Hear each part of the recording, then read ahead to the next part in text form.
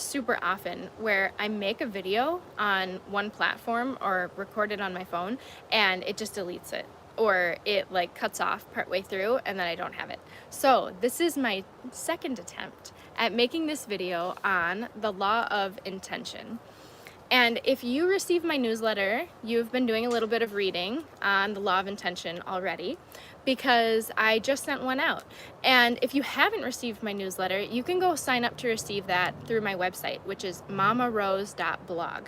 And the reason that you might want to do that is because that's a place where I feel comfortable sharing more. I put more into my newsletter because I feel like it's invited. I know that the people who sign up for my newsletter really want to cultivate that space with me. They want to hear more of my personal story.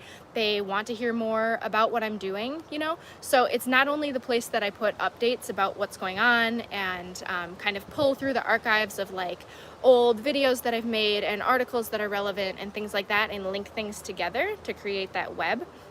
But it's also a space that I do share more of my journey, my personal story, like how did I get here and why do I even care about talking about this or sharing this. So today my topic is the law of intention, and what I want to say about that is that it's really the most important thing that I've found so far on my spiritual journey as an adult. I mean, I guess in general, but about 10 years ago when I was 20, I started my spiritual journey as an adult, and that started for me in a really dark place of needing to heal from a lot of trauma. And that was trauma that had come from childhood, that had been there since childhood, a lot of being misunderstood, a lot of repression of my true self, a lot of not really having the space or resources to be who I was, because there were not adults in my life who understand things the way that I understand them now. Nobody had a framework for this at that time, because I didn't grow up in a spiritual community in the sense that I want to create now for my own children and for my family and for you and for yours. So I grew up diagnosed at age 5 with OCD, which is obsessive compulsive disorder, which meant that my mental energy was just absolutely fixated on things, and I did not know how to get it off. And a lot of the times it was fixated on things that made me feel really bad or really guilty. And for whatever reason, I would just stay there. And I had no idea how to pull my energy back and let those thoughts just go by and realize that that wasn't me, that the thoughts were not my identity, that I have an identity that actually exists in a space that views the thoughts. So I didn't know mindfulness, and I didn't have a therapist who was even aware of teaching me that. It's not that nobody knew about mindfulness, but my parents sure didn't, and my therapist didn't. And as I grew up and had to kind of find different resources and tools and therapists, none of them knew about mindfulness. None of them said, hey, you actually have really powerful mental energy, which means that you can manifest things really quickly. It's going to be great when you're an adult. You don't actually have a disease. It's just the way that your brain is operating right now, and we can train you on how to pull that back and get it under control. Nobody said that. I had to learn that all on my own. So by the time that I made it through high school, I was really, really struggling. I looked great on paper. I had great grades. I was going to the college that I set my sights on. I was able to utilize some of my mental energy for that, but it was absolutely killing me. I was completely drained. I was exhausted. I was having thoughts of like, if this is gonna be my life, why would I wanna do this? Like, why would I wanna continue my entire life feeling like this, living in this prison of my own thoughts? And I remember having these tiny little moments here and there of feeling the light come back into my life. Very rarely. Like, I can only remember one right now, but I know there were multiple, where all of a sudden I could feel myself just a little bit for a second. Maybe it was stimulated by a smell or a color or just something that brought me back, and then I was back again in the prison of my own thoughts. So fast forward a little bit to when I'm 20 years old. I've been in an relationship for about 6 years, and I decided that it was time to get out. And what got me out of that, what broke me out of that, was a moment of coming back into myself through dancing with a friend at a party. I danced, I felt myself in my body again, and I was absolutely shook. Like, I was shook out of the prison that I had been in for so long, and I decided that it was time to just change everything. So I started that process, and it was extremely difficult. And I actually endured a lot of trauma even just within the process of separating from that previous partner. So the trauma was compounding. At that point, I was experiencing the spiritual trauma, the emotional trauma, the verbal abuse, the sexual abuse, everything just compiling. So I made some really big changes in my life, including leaving that relationship, and that was when I was just about 20. And then somewhere in year 20, I went to therapy. Actually, I think I was 21 at that time, yeah. When I was 21, I went to therapy for disordered eating because I realized that I really didn't feel like I had control over my eating. I was trying to control it. Like, I was really, really trying to control it because I felt like maybe that was one thing I could control, you know? But the relationship that I had with my body at that time was just not good. I wasn't able to really be in my body. I couldn't hear my intuition. I couldn't even hear my own body, really, like my own urges for hunger or for like what I needed. And it was all too much, and it was all very intimidating, and I knew that I needed help because I was having just so many physical symptoms of exhaustion and what happens when you're not nourishing yourself properly. So I went and I found a therapist to help me with that. And what I started to learn with her was mindfulness and how to get back into my body. And these two things have been the process for me this entire time. To this day, it's all about mindfulness and getting into my body. And so the law of intention came to me around that time. And it wasn't something that I read anywhere. It was something that I just knew as a spiritual truth that emerged from within me like a remembering. And what the law of intention was or said was that all I needed was that. All I needed was the intention to heal. I did not need to have any idea how I was going to do it because I had no clue. I felt like I was so just under so many layers of like what needed healing that I had no clue how I was going to climb out of that. I didn't know where I was going to find the energy to do it. I didn't know how I was ever going to reach the dreams that were in the back of my mind or in my heart, really, because I was drowning at that time. I was just so buried. But I knew that I had this seed of intention, and I knew that that was going to be enough, and that that was going to guide me to the support that I needed. So that seed of intention is actually where I began to experience the law of attraction. So the law of attraction is what draws the support to us, right? Is what the feedback mechanism that we have with this interconnected web of life that we're a part of. So, for example, we have our own energy, and that matches up with the energy of all other things because ultimately it's all connected. So whatever I put out in my spiritual energy field is going to attract or meet up with the other energies in a certain way. So when I have that seed of intention being what I put into my energy field, it exists and it lives in my heart, right? Then I'm attracting the support and the guidance that I need. Even if at the beginning it's extremely difficult to access my intuition and I'm really struggling. So I was going through this process and I realized that as we find our balance, we wobble a lot. So we might feel like, yeah, like this is going great. I'm over here. I know where I'm going. I shed so much. I cleared so much. Like I can feel myself again. And then we'll go over here. Holy cow, I am super triggered. I'm not behaving the way that I want to, that feels like my highest self. Like I'm getting sucked into anger, sadness, resentment, bitterness, all these things that I know are not me when I'm in my compassionate heart space.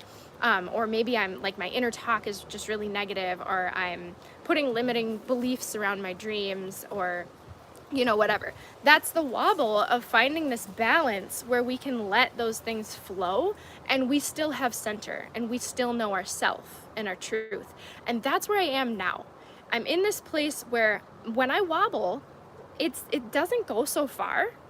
I stay, pretty close to center. And if I get off, I notice right away and I'm able to come back because I've cultivated these tools over time to get myself there and to stay there. So like my life is not without challenge. It's actually extremely challenging. I have so many things that challenge me every day. And yet I have this faith and this belief in myself and my purpose, and this ability to see beauty in myself and in everything around me, and this ability to live in my heart space and choose compassion and kindness, and to know that yes, there's a lot going on in the world, and most of it's very chaotic, you know, and it's difficult sometimes to be able to see how we fit into that. But from the centered space, I see how I fit into that. I do feel my purpose. I feel fulfilled.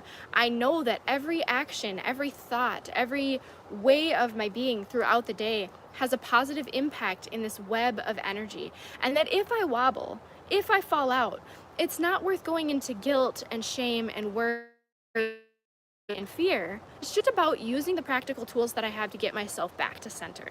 So those tools are what I like to share with you. I've got lots of other videos and songs and the one-to-one sessions that I do where we talk about the tools and we cultivate the tools so that you can get into the flow state and move in that space and stay there and have the support naturally just attract to you and be able to perceive the guidance and move forward.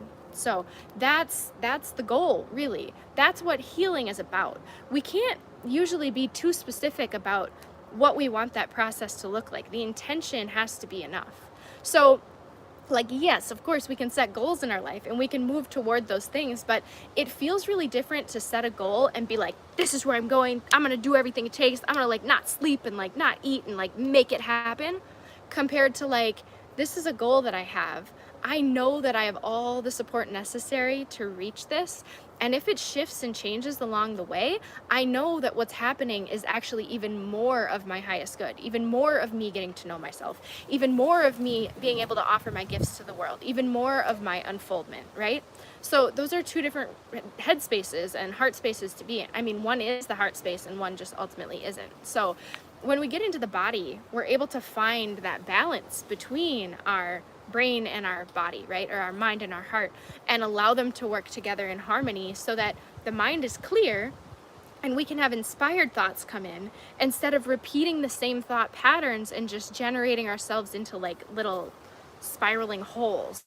And that's what OCD was for me, was just going into these holes and being like, I don't know how to get out of this. Like my mental energy is just stuck and it's really strong. So I've had to learn that yes, my mental energy is very strong. And when I do the process, when I go through the process of healing, of clearing, of understanding mindfulness, of understanding myself as a space and as a part of this web, then the thoughts come and go. And I can feel which ones are worth giving energy to and momentum to. I can feel which ones are coming from, you know, my higher guidance system, which ones are inspired, which ones are in my heart space, and which ones just aren't. And the ones that aren't, they don't really stick to me, they just go. And if they do start to stick and I wobble, I notice more quickly and I'm able to bring myself back to center. So all this to say that the law of intention really is all that we need. Your intention is all that you need, and the rest of it will come together. So if you're in one of those times in your life where you feel like you have no idea how you're gonna do it, but you know that it's in your heart to do it, that's enough. And just feel the faith that's in that, and that's what's gonna guide you forward. Just trust that the process will unfold. So this can be about something as specific as like, I'm going to, you know, record a hit song, or I'm going to get a dog, or I'm going to be a better parent tomorrow than I am today. Or it can be about like, I'm going to heal this major childhood wound that I have that I don't even maybe know what it is, but I'm going to do it. Or I'm going to, you know, get myself to a healthy body weight and be eating intuitively and know what I need. Or I'm going to learn about this different subject that I haven't learned before. Can really be anything. The intention is the seed, and the intention carries us forward and allows us to birth new things through us in our life. So it's very important that we understand the law of intention. And it really all does boil down to that faith, trust, belief in the self, in the process, and the understanding that we're part of a larger network of connected energy. So that's what I wanted to share with you today about the law of intention. Attention as well. I mean, it's attention, intention, attraction. It's like all the same thing, kind of. And words are magical. So that's that. Again, if you haven't signed up for my newsletter and you're interested in having more of like kind of that intimate space to hear details about my story, what's going on in my life, what I'm creating, things like that, go to my website and sign up for my newsletter. It's just at the bottom of the page. If you scroll all the way down, you're going to see a thing there that says subscribe. And you can do that. My website's mamarose.blog. And then again, too, did I mention this? Maybe I didn't. Since I made 2 videos, I'm not sure what I mentioned in the last video and what I mentioned in this one. But I just added a new tier to my Patreon. And that is a space where I plan to offer 1 video per week that, again, dives a little bit deeper. So where we can talk about some things that are not necessarily something that I would put on Instagram or on YouTube, but something that really deserves its own space. And I also want that to be a space where you can submit your own questions and thoughts about what you'd like me to cover, what you'd like me to talk about. I've been having fun doing that. It's really cool to hear kind of like what comes from one person and then how that connects to everybody else, because we share our questions, really. Like, none of us are the only person with a question, and the answer to the question is always applicable to others in their own context as well. And I find that in my healing work all the time, that when I'm in a session with somebody, even if their question or what they're working on has nothing to do with me, I don't think it has anything to do with me, after I'm done talking and channeling everything that's coming through, moving energy, freeing up spaces, like, I'm learning so much through that process. At the end, I'm just like, whoa, I've just learned so much about my own life from seeing yours. That mirroring process is really beautiful and strong and intense. So I really appreciate the work that I do and being able to work with each of you. So all of you who have done that intentional work with me one-on-one, it's an incredible gift to me, to both of us, for us to be able to share that space together, because healing, it really does happen in that communal space in a way that it doesn't happen when we're just doing it by ourselves. There's more space for energy to move when we have feedback like that, right? So it's like it's not moving just through your system, but it's moving with mine as well. It's a dance. So if you want to set up a one-to-one session, that's an option. I do those both in person in Minneapolis, Minnesota, and I also do them remotely. So anywhere in the world, we can just set up a Zoom call. Or a phone call, whatever works for you. And the energy work and the psychic work both do work remotely as well, because of this interconnected web of energy that we're in. It's easy for me to access the aspects of your story or your guidance system or your energy body wherever you are. As long as I have permission, I'm able to do that. So reach out if you want to set that up. And again, you can find that on my website. It's www.mamarose.blog. You'll find all the information for the different types of session work there as well. And I would love if you would go and subscribe to my Patreon and check out that new tier that I created, because I think it would be really fun to have you in that space and to be able to share things in a way that's more like you're here because you really want to do this with me, right? Where Instagram's like, maybe you do, maybe you don't. We were just scrolling and happened upon it, which is totally cool. Like, that's a neat space to have too, where anybody could just happen to walk in the room and learn something new or join a conversation. But it's intended to be more intentional. It's intended to be like, we walked into this room together because we want to, and we're both working on whatever these things are, and we want to have this conversation. So in those videos, I will be doing more channeling as well, and bringing through information that is some of my story and what I've gone through, experienced, and learned thus far. Some of what's come through for clients that I've learned about just kind of like the way that things work. And then also new information that can come straight to you from the questions that you're asking. So that is available. That's there on my Patreon. Mama Rose is my Patreon. You'll find me if you look that up. And you can also find a link to my Patreon on my website, and I'll post it in the comments for this video as well. I think that's all that I have for you today. As always, reach out with questions. Let me know, how is the law of intention working in your life? Have you noticed this? Is this something that's completely new for you to think about? And how does this video sit with you today? I would love to hear your feedback, because it's just really awesome to be able to connect in that way. So thanks so much for listening, for being here, and for sharing this space with me. And I'll talk to you soon. We have so many different ways to connect and communicate. I will definitely talk to you soon, one way or another. All right, have a great day. Bye.